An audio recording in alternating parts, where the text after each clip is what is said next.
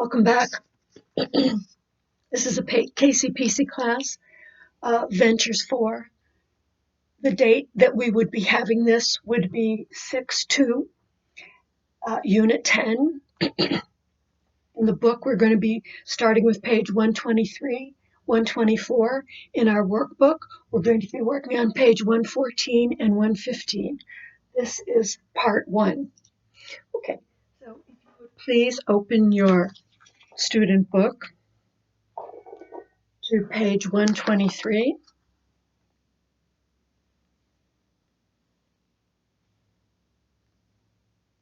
We started this lesson the last time, and we went through the vocabulary in section 3. Let's read that again.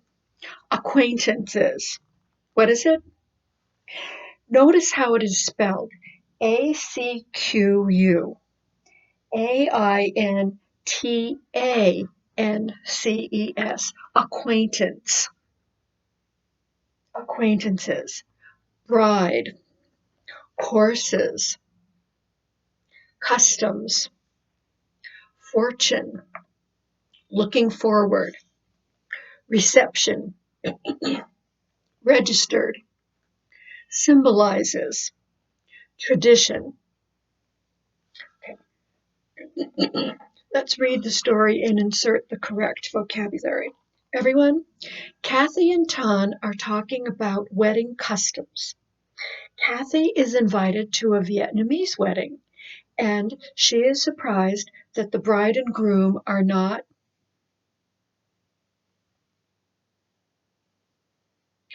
registered for gifts in any stores.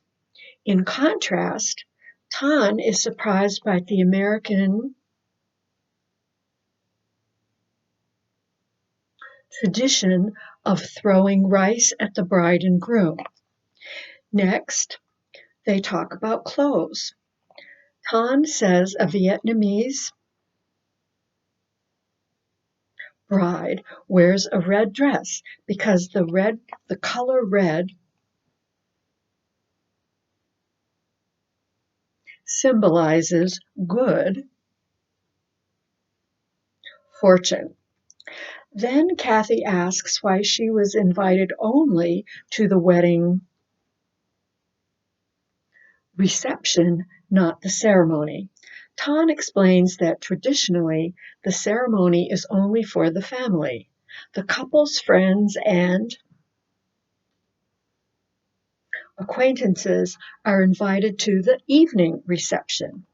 In fact, Ton says the evening party will include 7 or 8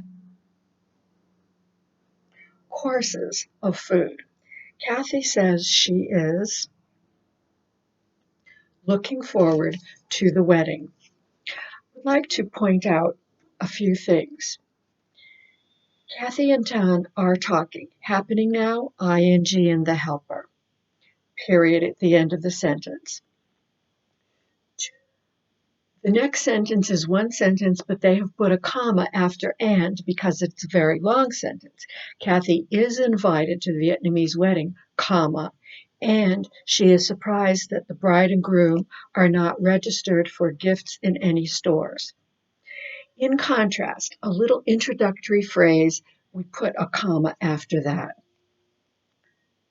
Throwing rice at the bride and groom. So throwing rice is a tradition whose meaning means that they are going to be very successful and have lots of children. Next, comma, introductory phrase, here, comma after it. They talk about clothes. Tom says he needs an S on the verb. Vietnamese bride wears a red dress because the color red symbolizes good fortune. Then Kathy asks why she was only invited to the wedding reception, comma, not the ceremony. Ton explains that traditionally the ceremony is only for the family. The couple's friends and acquaintances are invited to the evening reception. In fact, comma, a little introductory phrase so that you're not saying the sentences, Subject, verb, subject, verb, subject, verb, subject, verb. You want to make your conversation and your compositions a little more interesting, and so you can introduce these little phrases and put a comma after them. In fact, Ton says the evening party will, in quote, Kathy says she is looking forward to the food. Okay, so now I would like to play track 8 and have you do a listening lesson and not looking at your books, but just listening to make sure that you understand the pronunciation and how some words are linked together.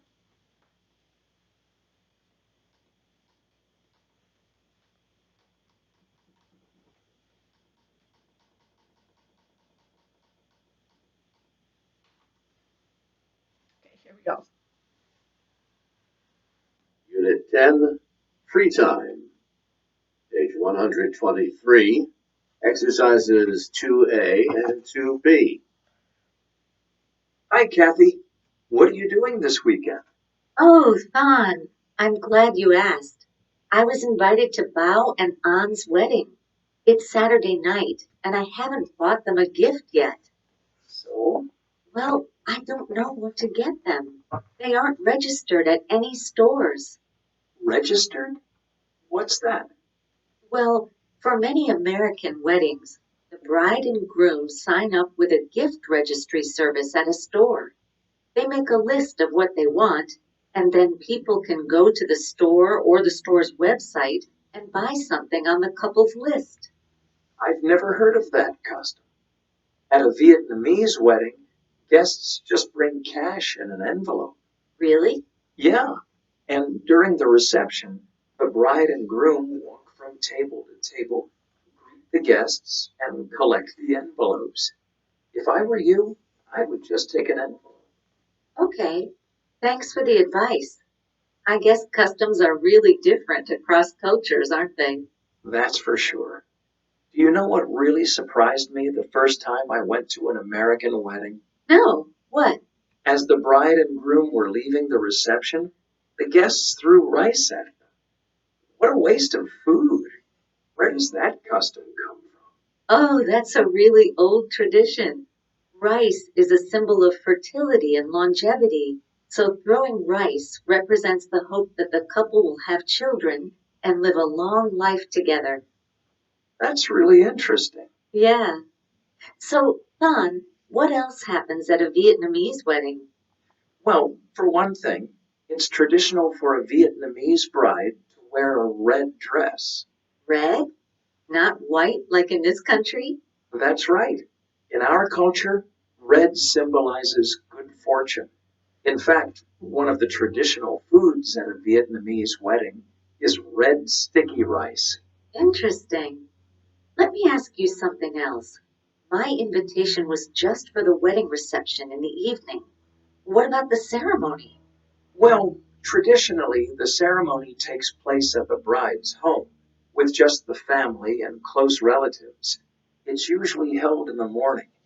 The reception in the evening is actually a huge party with all the couple's friends and acquaintances, lots of dancing, and lots of food.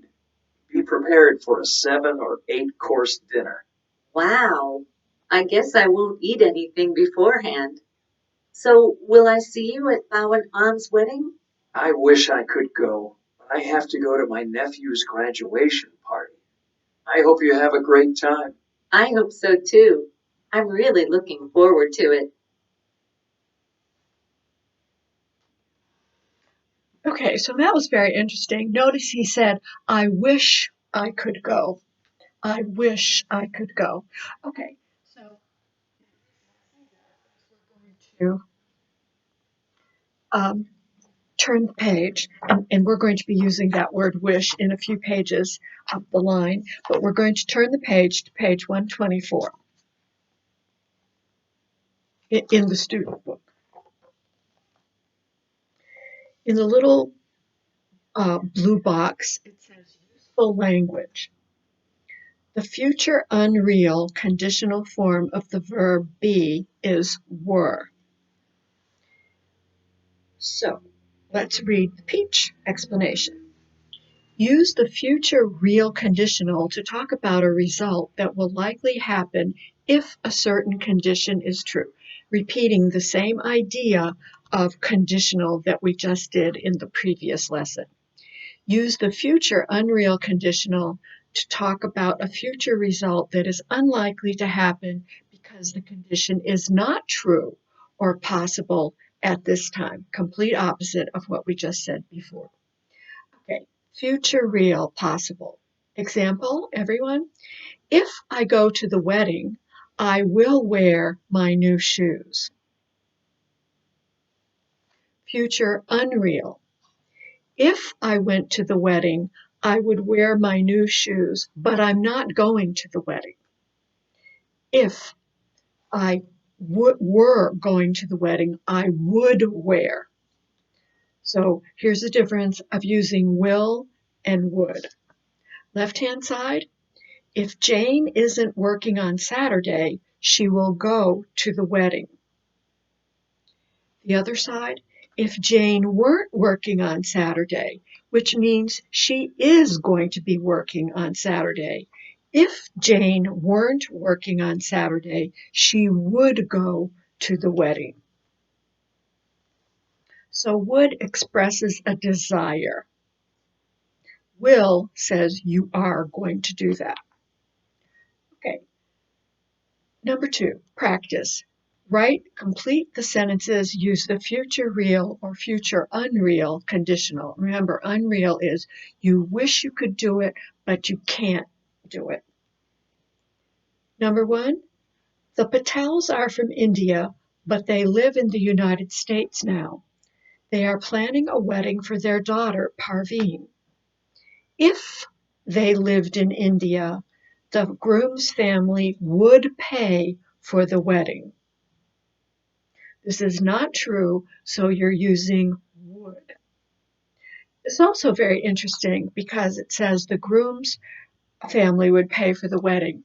In America, the bride's family pays for the wedding, and the groom's family pays for the reception, the dinner the night before the wedding, where the family and very, very close relatives and the bridesmaids and the bridegroom's men attend that particular celebration. So if we were in class, I would be very curious to know what in Korean customs and Chinese customs are. Number 2, and Ukrainian. Number 2, the wedding will be in the United States. If the Patels have the wedding in India, if the Patels had the wedding in India, the wedding celebration would last 3 days. It's not being held there, but you're just saying, well, if that happened there, this is what would happen. Here, it will last for 1 day. The Patels don't have a lot of money. If they were rich, they would invite 300 people. Instead, they will invite about 150. So here they've used a semicolon because it's the same idea, but it's 2 separate ideas. You use the semicolon and it separates the 2 ideas that are different but also connected. Number 4, the Patels are planning to have music for the reception. If a band does not charge too much, they will have live music because they want to have the band.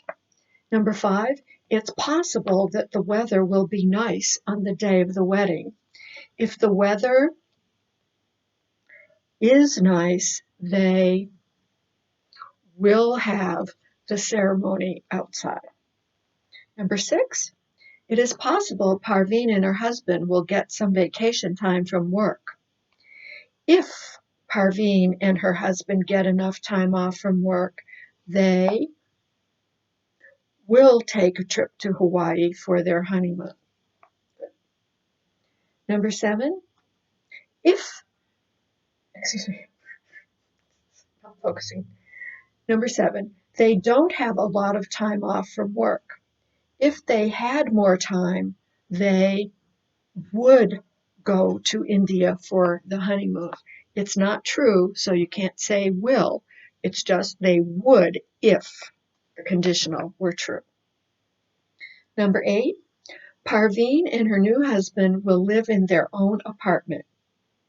If they were in India, they would live with the groom's parents. So that is not a custom here in the United States. I know that that is a custom in India, that that the bride goes to live with the parents, with the groom's parents.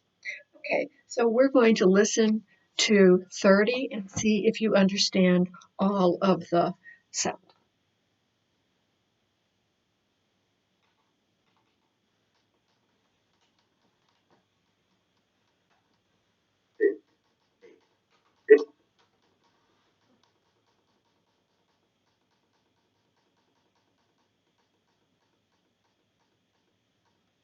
I'm getting better, but I am not the most techno person.